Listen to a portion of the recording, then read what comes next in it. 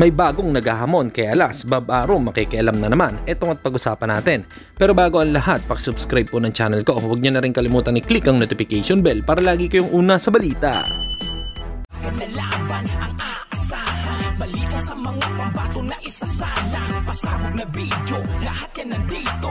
Minyo Cruz TV ang iyong paborito. Pag-usapan niya po natin mga kaboxing. Sa live naman ang kaibigan ni Cuadro Alas na si Kuyang Joseph ay binahagi nito ang sinabi ng isa sa member ng Treasure Boxing Promotion.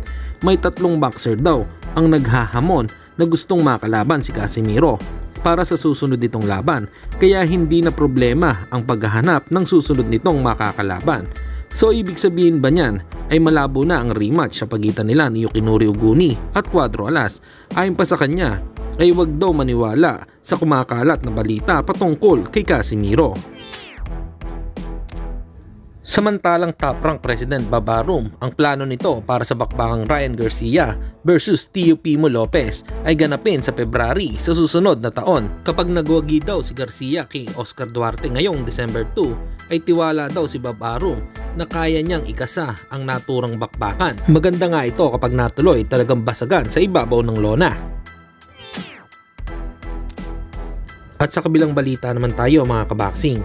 Tuloy na nga po ang labanang o harapang Alexander Usyk versus Tyson Fury na gaganapin sa Saudi Arabia sa February 17 sa susunod na taon. Magandang laban nga ito at parehas ding undefeated. May record nga si Usyk na 21 wins at walang talo, habang si Tyson Fury naman ay may kartadang 34 wins, isang tabla at wala ding talo. Hanggang dito na lang muna ang ating balita. Dito na lang ang aking boxing news report. Babu!